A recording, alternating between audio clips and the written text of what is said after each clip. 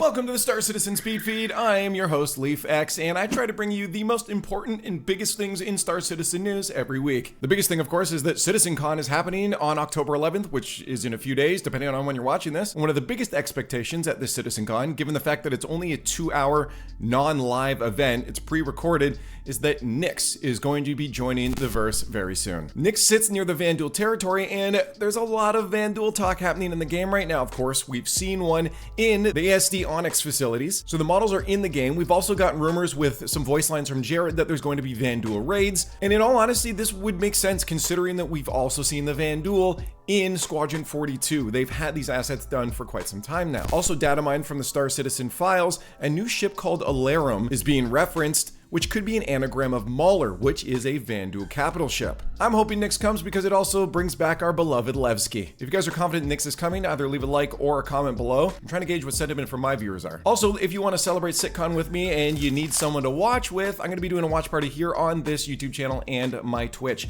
It's LeafX. Why watch me instead of anybody else? Well, it's actually my birthday on Saturday, so kind of rude if you don't. All right, what else do we have here? Well, you can whip your tractor beam back and forth. Whip your tractor beam. Oh, okay, yeah, it's a lot faster to move tractor beams now, so it's going to be less breakage of the tractor beam when you're moving heavy stuff around. So moving stuff around is going to be a little bit quicker. Initially, I was a little resistant to this because the tractor beams shouldn't be as good as larger tractor beams or using mech suits or tractor beams on your ships. But as long as they find a reason for using each of the different tractor beam devices, then I'm okay with this because you can't deny that it is a good quality of life update. Moving on, 4.3.2 is still in the PTU and should be coming soon to live, and there will be another limited time event, which I know some of my viewers love so much. The Frontier Fighters finale will have you completing missions for one of two factions. Week 1 will have you eliminating a specific target and then delivering a data pad afterwards, and finding a missing person, and of course delivering a data pad afterwards. Moving into week 2, week 1 missions will still be available, but week 2 will have a ship ambush mission and a destroy regen locations mission where you'll be destroying Frontier Fighters medical storage canisters. As with week 1, week 2 and 1 will be available during week 3, and this will be a Hunt the Polaris mission, which you guys have seen before. This will be a server-wide mission where everyone's hunting down a Frontier Fighters Polaris. Each faction will have their own version of the mission.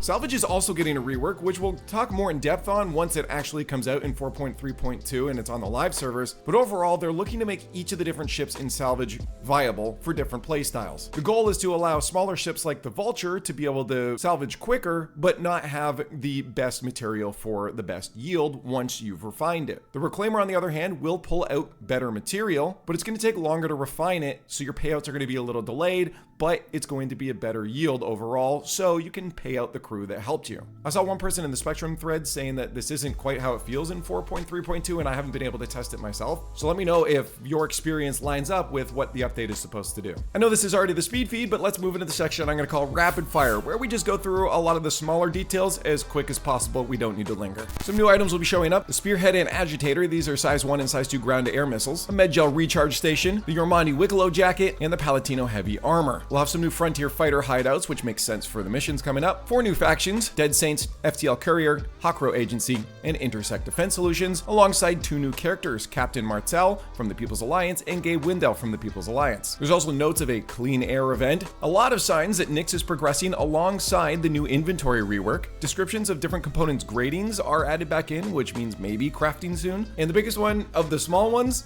in my opinion, is the mention of a physical job board. How many times have we complained that Star Citizen just seems to be pull up your Moby-Glass, get a mission, pull up your... It's not the best way to give missions. Having a job board, seeing other players going up to, is going to increase our interaction with other players and make it feel more grounded in the world. Of course, I know realistically these physical job boards could just show up in your Moby-Glass in the year 2955, but again, the rule of cool. You've always got to make sure that it's fun to play. That's it for the things I thought were the most important to know if you're just barely keeping up with Star Citizen. If you'd like to join for CitizenCon, I would love to have you in the chat to join along and celebrate what we're going to see this year and be surprised, maybe excited, maybe disappointed. I feel like there's inevitably always going to be a little bit of that last part. Either way, thanks for watching this episode. Stay safe, be kind, and we'll see you in the verse.